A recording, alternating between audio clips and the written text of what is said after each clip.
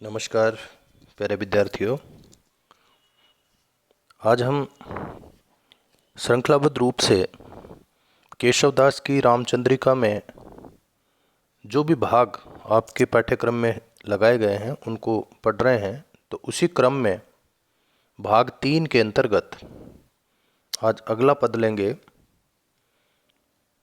इससे पहले आपने भाग 2 में पढ़ा कि हमने सूर्योदय वर्णन किया था और ये भी स्पष्ट कर दिया था, मैंने आपको बताया था कि राम लक्ष्मण विश्वामित्र जी के साथ जब जनकपुरी की सीमा में प्रविष्ट हो रहे हैं, संयोग की बात है कि उसमें सूर्योदय होता है।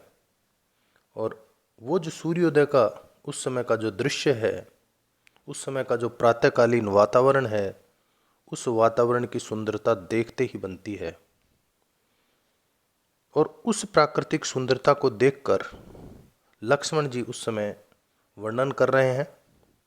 आज हम उससे अगला पद लेंगे जिसमें मर्यादा पुरुषोत्तम राम उसी प्राकृतिक सुंदरता का वर्णन अपने श्रीमुख से कर रहे हैं। सबसे पहले आप जो पद्यांश है वो देखिए।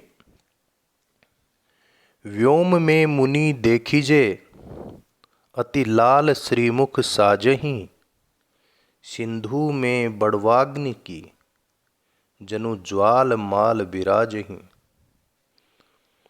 पद्म राग गति की कींधो, दिवि धूरी पूरित सी भई, सूर बाजिन की खूरी, अति तीक्ष्णता तन की हुई। ये पंक्तियां हैं जो केशवदास ने रामचंद्रिका में लिखी हैं।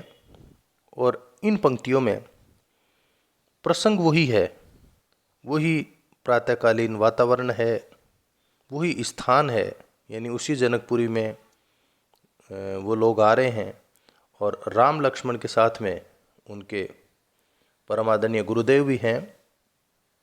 तो गुरुदेव के सामने पहले लक्ष्मण ने वर्णन किया और अब आज के इस प्रसंग में राम जो हैं वो मुनि विश्वामित्र से क्या कह रहे हैं देखिए। सबसे पहले हम इसके जो क्लिष्ट शब्द हैं उन पर गौर करें। तो पहला तो स्पष्ट ही है, व्योम। व्योम तो आकाश का पर्यायवाची होता ही है।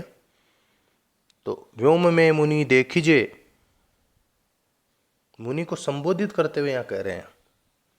जैसा कि स्पष्ट मैं कर ही चुका हूं, मुनि कौन है यहाँ? विश्वामित्र हैं।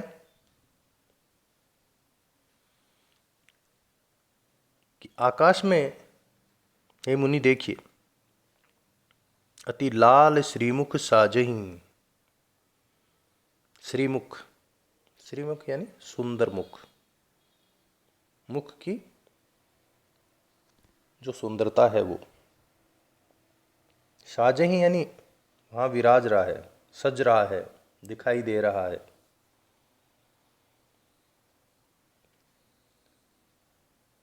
प्रकृति का एक तरह से यहाँ पर मानवीकरण है, स्पष्ट हो रहा है।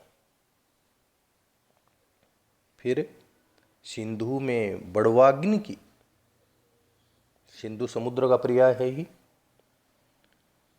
एक शब्द जो अभी आपके सामने हो सकता है नया हो, वैसे हिंदी साहित्य में बड़वाग्नि का बहुत अधिक प्रयोग बार बार में किया जाता है।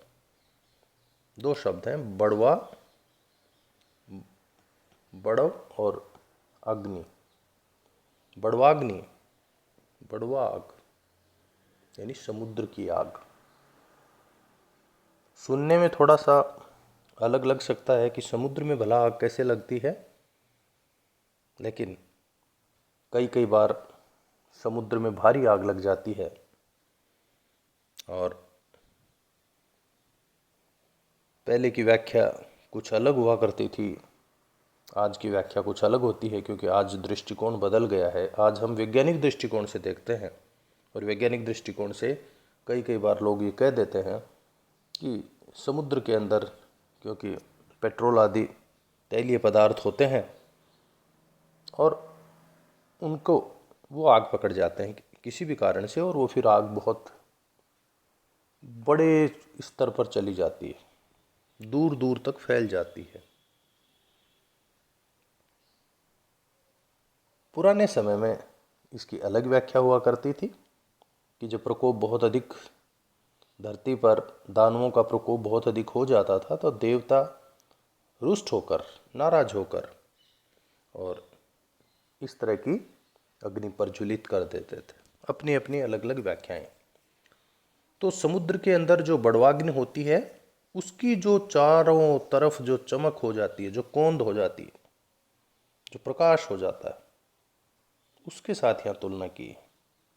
जनु ज्वाल माल बिराजहि, चारों तरफ जैसे, जनु मने जानो, मानो, कि मानो चारों तरफ ज्वाल माल, ज्वाला की एक माला बनी हुई है, यानी श्रृंखला बनी हुई है। विराजहि यानी मौजूद है चारों तरफ। पद्म राग गति की कींधो, पद्म राग गति, पद्म यहाँ पाँव के लिए है। पाँव के पड़ने से, पाँव की जो तेज गति है, उस गति से, की कींधो, ये कींधो शब्द पिछले पदों में भी आपने ध्यान दिया तो बार बार में आ रहा है। केशवदास ने शब्द का बार बार में प्रयोग किया है। कींधो यानी या, अथवा, कि अगर ये उपमा ठीक नहीं है, अगर आपको ये सही नहीं लगता, तो फिर ये। तो पद्माराग गति की कींधो, पाँव से पद्म राग गति का मतलब ये कि पाँव बहुत तेजी से जब पड़ रहे हैं ना, तो उन पाँव के पड़ने से धूल का उड़ना, और धूल उड़ने से पहले उस धूल का चूर चूर होना, ये दृश्य, ये शब्द प्रयुक्त होता था जब महायुद्ध होते थे। पहले बहुत बड़े बड़े स्तर पर युद्ध लड़ा करते थे, लड़े जाते थे, और उसमें लाखों लाखों की संख्या में घोड़े हुआ करते थे। तो वो घोड़े जब दौड़ते थे, तो उनकी जो टापें थी, वो टाप जब पड़ती थी उस मिट्टी पर, तो पहले मिट्टी चूर चूर हो जाती थी, चूर्ण बन जाती थी, और उसके बाद वो उड़ती थी, और चारों तरफ वो फिर मिट्टी की जो लालिमा है, लाल मिट्टी क्षेत्र विशेष का वर्णन है ये, तो लाल मिट्टी जो है वो चूर्ण होकर जब ऊपर आकाश में उड़ जाती, चढ़ जाती, तो आकाश लाल दिखने लगता था। एक ही उपमा। दिवि धूरी पूरित सी भई, यानी दिवि जो शब्द प्रयुक्त हुआ है, यानी दिवस जहाँ से निकलता है वही आकाश, आकाश से सूर्य उदित होता है, इसलिए दिवि शब्द भी इसका पर्याय। तो आकाश में वो मिट्टी का चढ़ जाना, मूरित या पूरित है ना, यहाँ पर ये शब्द पूरित उचित है। कई कई पुस्तकों में मूरित सी भई, मेरे हिसाब से ये पूरित ही होना चाहिए। मूरित यहाँ पर अशुद्ध शब्द लग रहा है।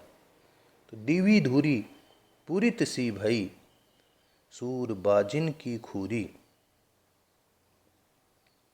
सूर बाजिन, सूर से सूर्य, और बाजिन पर्याय होता है घोड़े का। तो एक मान्यता है ना कि बहुत बड़ा रथ है ये सूर्य का, और जिसको घोड़े हाँकते हैं, घोड़े चलाते हैं। तो यहाँ कोई युद्ध नहीं हो रहा था, यहाँ वो ही गति है कि वो जो तेज गति है उस सूर्य के घोड़ों की, उससे ऐसा हो गया, उससे वो मिट्टी उठ गई। सूरबाजिन की खुरी, खुरी शब्द स्पष्ट हो रहा है, खुर, अति तीक्ष्णता तन की है। तीक्ष्णता यानी तीखापन, तीक्ष्णता, बहुत तेज गति के साथ। और हई, हई का मतलब हो गई, क्या हो गई, वो जो जिसका मैं वर्णन पहले से कर ही रहा हूँ, मिट्टी हो गई, चूर्ण हो गई। किससे? सूरबाजिन की खुरी से। सुरों के, सूरबाजिन का, सॉरी, सूर यहाँ पर जो है वो सूर्य के लिए प्रयुक्त शब्द है, और बाजिन घोड़े का पर्याय है ही। तो सूर्य के जो घोड़े हैं उनके तेज तेज खुर पड़ने से और मिट्टी चूर्ण हो गई। इसको हमने सरल रूप में समझा। अब प्रसंग आप जब इसको व्याख्यायित करेंगे तो सबसे पहले वही प्रसंग में आप वही सब चीज़ें जिसका मैं वर्णन कर चुका हूँ आप लिखेंगे कि ये केशवदास की रामचंद्रिका से उद्धृत है और यहाँ पर सूर्योदय का वर्णन किया गया है। और यहाँ पर मर्यादा पुरुषोत्तम श्री राम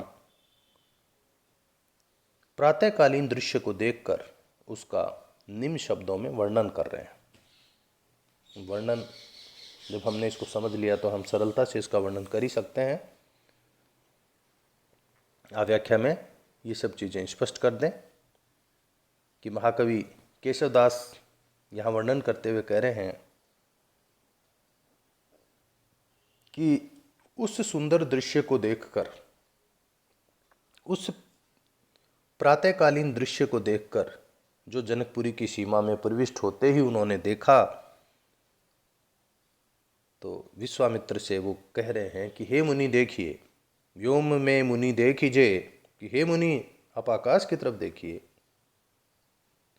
अति लाल श्रीमुख साजहीं, कि आकाश में सूर्य का अत्यंत लाल मुख, प्रातःकालीन सूर्य जब उदित होते हैं तो हम सब जानते हैं कि रंग जो है वो एकदम लाल, सुर्ख लाल होता है। तो वो लाल मुख है वो इस तरह से शोभायमान हो रहा है, या उस लाल मुख की शोभा ऐसी लग रही है, कैसी, मानो सिंधु में बड़वाग्नि, जैसे समुद्र में जो बड़वाग्नि होती है, समुद्र की जो आग होती है, ज्वाला होती है, वैसे ये कोई जैसे आग दूर से, समुद्र में जब आग लगती है तो दूर से दिखाई देती है ना, एक पुंज के रूप में, एक समूह के रूप में। कहीं भी और छोर पर भी आग है तो वो एक लाल पुंज के रूप में दिखाई देगी। ठीक ऐसा ही दृश्य सूर्योदय के समय होता है कि सूर्य हमें दूर से पहले हल्के हल्के पुंज के रूप में सुंदरता के साथ दिखाई देते हैं। तो वही सुंदरता के साथ यहाँ पर दिखाई वो दे रहे हैं। एक तो उपमा हो गई ये समुद्र की आग के साथ। अब दूसरी उपमा यदि उसको देना चाहें रामचंद्र जी, फिर दूसरी कि या फिर कैसे लग रहे हैं, या फिर सूर्य के घोड़ों के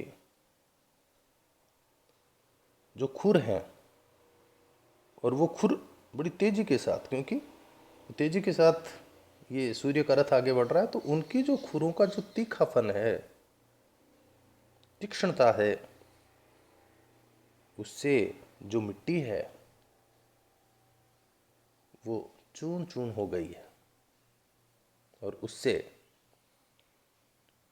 जो लाल मिट्टी है वो चूर्ण होकर, और फिर जब घोड़ों की टाप उस पर पड़ रही है तो उसके बाद उड़ उड़ कर जैसे वो पूरी मिट्टी आकाश में, वो लाल मिट्टी पूरे आकाश में फैल गई हो, और लालिमा, वो सुंदरता उसने फैला रखी हो। इस तरह से हमें इसकी व्याख्या करनी है। विशेष में एक तो प्रकृति का प्रातःकालीन जो वर्णन है, सूर्योदय का वर्णन है, उसको बहुत ही सुंदरता के साथ अपने भावों में सराबोर होकर और कवि ने बहुत प्रभावी ढंग से वर्णन किया है। और इस पद्यांश में अनुप्रास अलंकार प्रयुक्त हुआ है, और या फिर बीच में लेने से कि या तो ऐसा लग रहा है या ऐसा लग रहा है, हम कह सकते हैं कि संदेह अलंकार भी यहाँ पर प्रयुक्त हुआ है। धन्यवाद।